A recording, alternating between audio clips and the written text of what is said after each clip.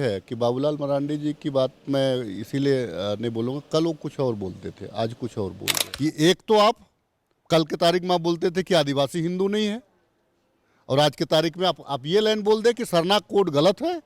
तो ये इस बारे में क्यों नहीं बोलते हैं आदरणीय बाबूलाल मरांडी जी कि रांची में भी तो सीएनटी की जमीन पे सादा पट्टा पे लोग बैठे हुए हैं, इस पे क्यों नहीं बोलते हैं?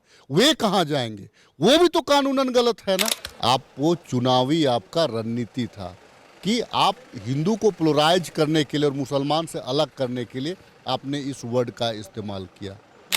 10 साल में एक भी भारतीय जनता पार्टी, क्या सुशासन का ही केवल राज चल रहा है क्या? एक भी भारतीय जनता पार्टी, चाहे पूर्व की सरकार हो, वर्तमान की सरकार हो, कहीं तो कुछ तो दिखे, कुछ सिंबॉलिक तो दिखे। झारखंड चर्चा में है पैसों को लेकर। 100 करोड़ रुपए कैश, अलमीरा ट्रंक, हर जगह से पैसा निकल रहा है। दुर्भाग्य की बात है कि कांग्रेस के घर से निकल रहा है, यही आरोप भाजपा लगा रही है।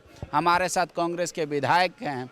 आपके सांसद के यहाँ से 100 करोड़ कैश निकल रहा है। भाजपा कह रही है कि अगर 1 नंबर पैसा रहता तो बैंक में रहता। देखिए, एक चीज़ है, अभी माननीय सांसद का नाम आया है, माननीय सांसद का नाम आया है। अभी बहुत सारी जो है आधिकारिक जानकारी नहीं प्राप्त है मुझे। ये मीडिया चैनलों के व्हाट्सएप वगैरह में ये चल रहा है, तो उसको पूरी तरह से जब तक का, चूँकि आप जनप्रतिनिधि हैं, आपका बयान मायने रखता है, इसीलिए जब आधिकारिक जब जानकारी हो जाएगी तभी इस बारे में कुछ बोल सकता हूँ। लेकिन एक के बाद एक इस तरीके का खबर आ रहा है, हर बार लपेटे में ईडी, सीबीआई, इनकम टैक्स में कांग्रेस ही। कोई खास वजह है इसके पीछे? देखिए, एक चीज़ हम कह सकते हैं, देखिए आप बहुत ही तमाम लोगों को आप सवाल पूछने का मादा रखते हैं, आपको मैं बधाई दूंगा, आप चाहे पक्ष हो चाहे विपक्ष हो। मैं लेकिन इतना ज़रूर कहना चाहता हूं कि 10 साल में एक भी भारतीय जनता पार्टी, क्या सुशासन का ही केवल राज चल रहा है क्या? एक भी भारतीय जनता पार्टी, चाहे पूर्व की सरकार हो, वर्तमान की सरकार हो, कहीं तो कुछ तो दिखे, कुछ सिंबॉलिक तो दिखे। कहीं सिंबॉलिक भी नहीं है। कैसे बोल रहे, गिरिडीह के पूर्व विधायक के यहाँ ईडी का छापा पड़ा था आप ही के सरकार शराब घोटाला वाला मुद्दे में? देखिए, एक चीज़ है कि आप जो है कुआं से एक बाल्टी पानी निकाल लीजिएगा, उसके बाद बोलिएगा कि हम तो कुआं खाली कर लिए, ऐसे नहीं होता है।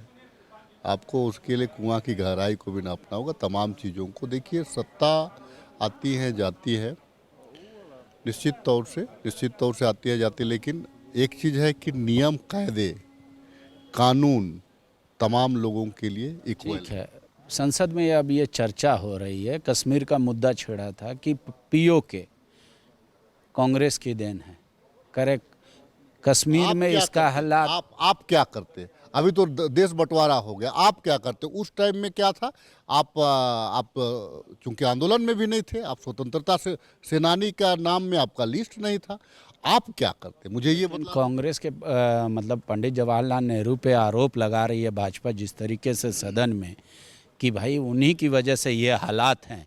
एक देश में एक संविधान, एक ध्वज, हर चीज़ एक होना चाहिए, पर कांग्रेस ने कहा कि नहीं, 2 भी रहेगा। देखिए, जिस टाइम में देश हमारा आज़ाद हुआ, हमारा उस टाइम में हिंदुस्तान था। हिंदुस्तान एक बहुत बड़ा हमारा राज्य था, लेकिन परिस्थितियां जो भी रही हो, उस टाइम हमारा जन्म नहीं हुआ था, हमने अपनी आंखों से नहीं देखा। उसको गलत व्याख्या करके आप, उस टाइम में राजा हरि सिंह जो थे, उनकी परिस्थितियों को आपको समझना पड़ेगा। वो कब हमारे साथ में मिले, आपको इस चीज़ को उनके पास में वो ऑफर था कि आप किधर जाना चाहते हैं, पाकिस्तान की ओर जाना चाहते हैं, इंडिया की ओर जाना। वो सिंगल उस टाइम में स्वतंत्र रहना चाहे, बाद में सरदार वल्लभ भाई के पटेल के ये में वे इंडिया में। तो अभी जो बीजेपी इन बातों को रख रही है, क्या कहना चाहिए? देखिए, निराधार बात है। देखिए, व्हाट्सएप यूनिवर्सिटी में ये बात को फैलाई जा रही है। आप बोल रहे हैं, आधिकारिक आपके बात का तवज्जो नहीं है। आप आधिकारिक तौर से, आपका एक एक बात लकीर होनी चाहिए। आप पलट जाएंगे तो उसे नहीं चलेगा ना। आप उस टाइम का जो राजा हरि सिंह थे, उनकी जो व्यथा थी, उनका जो कंडीशन था, आपको उस टाइम में क्या अटैक करके उसको मिला देना चाहिए था, भगा देना चाहिए था अपने यहाँ से? ठीक है, कांग्रेस के जो 3 राज्यों में हार हुआ, उसके बाद आपको लग रहा है कि कांग्रेस को थोड़ा कम आंका जा रहा है। अभी वर्तमान में आपकी विधायक हैं, वो भी करे, बॉडीगार्ड भी हटा लिया गया। इस तरीके की कई बातें आ रही हैं सामने। नहीं नहीं नहीं नहीं, कांग्रेस को आदरणीय राहुल जी ने जो मुद्दों को रखा, देखिए वेल एजुकेटेड आदमी है और इस विश्व के सबसे बढ़िया यूनिवर्सिटी से पढ़ के निकले हुए, तो लोग उनको एक्सेप्ट करें। हाँ, ये बात बोल सकते हैं कि राहुल जी राष्ट्रीय हैं, मल्लिकार्जुन खड़गे जी राष्ट्रीय नेता हैं हमारे। उनके पास में देखिए जो चक्रव्यूह है, आपको जो परिक्रमा की जो राजनीति है, परिक्रमा की राजनीति आज भी मुझे लगता है कि जिस वजह से चयन करने में थोड़ी कठिनाइयां होती है। परिक्रमा की राजनीति तो कांग्रेस में बहुत पुरानी है, पर रिजल्ट अभी खराब हो रहा है। नहीं नहीं नहीं नहीं नहीं नहीं नहीं, अभी जो है कि राहुल जी जिस प्रकार से एक्टिव हैं राहुल जी जिस प्रकार से पूरे देश को घूमने का काम किया, राहुल जी का बयान, एक एक बयान को आप सुलझा हुआ बयान है, देश के लिए बयान है। राहुल जी बांटने का बात नहीं कर रहे। हाँ, लेकिन अभी एक हवा चला हुआ है, और हवा चला हुआ है, उस हवा में, उस आंधी में झूठ सच का वो बयार बह रहा है। ठीक है, चूंकि मैं इसको इस प्रकार से कह सकता हूँ कि 2014 में युवाओं के बीच में ज़बरदस्त क्रेज था आदरणीय प्रधानमंत्री मोदी जी का। 2019 में उनकी उम्र 23 वर्ष हो रही थी, 23 से 25 के बीच में थी। उस टाइम में वो कुंवारा रहे होंगे।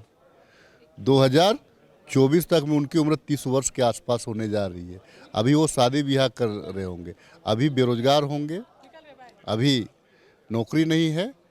जब अपने पे पड़ेगा तब उनका अक्ल। नौकरी में तो आप लोग भी सरकार में युवाओं को ठग रहे हैं। कहाँ ठग रहे हैं? क्यों नहीं ठग रहे? आप नहीं कहते हर साल जेपीएससी लेंगे, आप नहीं कहते कि 5 लाख नौकरी देंगे? युवा तो पूछ रहे कहाँ है सरकारी नौकरी। अच्छा, एक चीज़ मुझे आप बताइए, एक चीज़ मुझे बताइए आप, हम जो है, हम कोर्ट का हस्तक्षेप के बाद में भी आज हम युवाओं को नौकरी दे रहे हैं। पहली दफ़ा हमने नियुक्ति पत्र बांटा, कई एक विभागों में बांटा है। आने वाले दिनों में जो हमारे पास में जो रोड़ा है उनको साफ करते हुए हम सीजीएल का फिर डेट बढ़ गया। कहाँ आया एडमिट कार्ड? बच्चे पूछ रहे हैं, बोले तारीख पे तारीख। देखिए 2015 से सीजीएल का मामला चल रहा है, 2015 से चल रहा है। हमारी सरकार गंभीर है, हम करना चाह रहे थे, लेकिन कर्मी का अभाव है। आप इस चीज़ को मानिएगा, कर्मी का हमारे पास में अभाव है। एग्ज़ाम कंडक्ट करने के लिए भी हमारे पास में मैन पावर की आवश्यकता है। वास्तव में आपके पास में अभी आपके पास में वीडियो और सीओ की पूर्ति होनी, तो एक वीडियो अंचल भी देख रहा है, खाद्य आपूर्ति भी देख रहा है, और आपको प्रखंड भी देख रहा है। तो ले भी नहीं रहे हैं ना? हम तो ले रहे हैं। टीचर की बहाली किए हम अभी आपका जेपीएससी के माध्यम से वीडियो सीओ की बहाली किए। अब पूर्ति हो रहा है अफसर का संख्या, अब हर कुछ अब अप टू डेट होगा। अब कोरोना काल के बाद एक बार में 2 साल में अभी आप फिर आचार संहिता लग जाएगा, फिर आपका चुनाव आ जाएगा, बच्चों को कब मिलेगा? वो तो प्रक्रिया है, उस प्रक्रिया से हर सरकार को, चाहे जिनकी भी सरकार हो, उसको गुजरना पड़ेगा। एक आखिरी सवाल है, आप लोग योगी आदित्यनाथ से अभी तक थे कि भाई लॉ एंड ऑर्डर नहीं मानते, ये अपना कानून चलाते हैं। बालक नाथ भी आ रहे हैं, मुर्गा काटने वाले के भी आप देखे होंगे कि जीते और ताज़ी गए, बोले मुर्गा बंद करो, लाइसेंस दो। तो इस तरीके का इन्वायरमेंट जो क्रिएट हो रहा है, क्या कहेंगे? देखिए जब 5 राज्य के चुनाव थे, उससे पहले योगी जी का एक बयान आया था। वो सांप्रदायिक बयान था। बयान ये था कि अब जो हलाल नहीं चलेगा, अब झटका चलेगा। वो क्या था? आपने क्या इंगित किया? वो चुनावी आपका रणनीति था कि आप हिंदू को पोलराइज करने के लिए और मुसलमान से अलग करने के लिए आपने इस वर्ड का इस्तेमाल किया। बीजेपी तो यहाँ भी यूपी का प्रभाव, क्योंकि अब तो सोशल मीडिया का ज़माना है। एक बात जो आप बोल रहे हो हर जगह फैलता है तो लोग देखता है, तो लोगों का मानसिकता वही होता है। यहाँ भी बीजेपी आप पे यही आरोप लगा रही है कि बागेश्वर धाम बाबा का आप कार्यक्रम रद्द करा देते हैं। 3 जगह झारखंड में प्रस्तावित था, संघाई सभा में बढ़ चढ़ के हिस्सा लेते हैं। देखिए बाबा का क्या, उसको राष्ट्रीय कार्यक्रम नहीं न देंगे हम, राजकीय कार्यक्रम उसको नहीं न देंगे। राजकीय कार्यक्रम वो तो बोले कि आम आदमी ढुल्लू जी बुला रहे थे, एक जगह गिरिडीह में कोई और बुला रहे थे, तो बोले ढुल्लू जी बोले कि प्रशासन नहीं दिया एनओसी। वो प्रशासन का एक कहीं कहीं व्यस्तता होगा। प्रशासन, वो एसडीओ साहब जो उनके ये होते हैं, डीसी उनके ये होते हैं, डीसी को लगा होगा कि लॉ एंड ऑर्डर कहीं हो सकता है। ढुल्लू जी का ही सवाल है कि चंगाई सभा में लॉ एंड ऑर्डर या भीड़ के वजह नहीं बनती क्या? तो बोल रहे वो तुष्टीकरण की राजनीति है। बाबूलाल जी अलग कह रहे हैं कि एनआरसी लागू होना चाहिए संथाल में। बोले आप लोग तुष्टीकरण की राजनीति कर रहे हैं। देखिए, एक चीज़ है कि बाबूलाल मरांडी जी की बात मैं इसीलिए नहीं बोलूँगा, कल वो कुछ और बोलते थे, आज कुछ और बोल रहे हैं। बाबूलाल मरांडी जी अच्छे व्यक्ति हैं, लेकिन कल कुछ और बोलते थे, आज पे बयान से नहीं पलटना चाहिए। देखिए, एनआरसी क्या है, एनआरसी बाबूलाल जी को समझ लेना चाहिए कि एनआरसी क्या है। कितने ट्राइबल के पास, कितने विरोह के पास में, आपके पास में जो आदिम जनजातीय हैं, कितने लोगों के पास में आइडेंटिटी है? अब बता दे बाबूलाल जी वो जो। लेकिन आप कैसे डिफेंड कीजिएगा? आप तो 1932 का मांग रहे हैं, एनआरसी में वो कहेगा हम 72 का कागज मांग रहे हैं, तो आप कैसे डिफेंड कीजिएगा? आपको तो सपोर्ट करना पड़ेगा मजबूरी बस। देखिए, एक चीज़ मैंने क्या कहा, मैंने कहा कि वो जो आदिम जनजातीय जो हैं, मैं उनकी बात कर रहा हूँ। कागज नहीं मिले। आप क्या वो राज्य के वासी वो नहीं है क्या? आप सिर्फ और सिर्फ आपको लगता है, आपको तो ये इस बारे में क्यों नहीं बोलते हैं आदरणीय बाबूलाल मरांडी जी कि रांची में भी तो सीएनटी की जमीन पे सादा पट्टा पे लोग बैठे हुए हैं, इस पे क्यों नहीं बोलते हैं? वे कहाँ जाएंगे? वो भी तो कानूनन गलत है ना। वो भी कानूनन गलत है कि कल के तारीख में अगर कोर्ट मुकदमा होगा तो जो गरीब अपना खून पसीना से घर मकान बनाया है, कल के तारीख में टूटेगा, उसका जिम्मेवार कौन होगा? इस बारे में भी बोलना चाहिए ना सरकार को। इस बारे में क्यों नहीं बोलती है?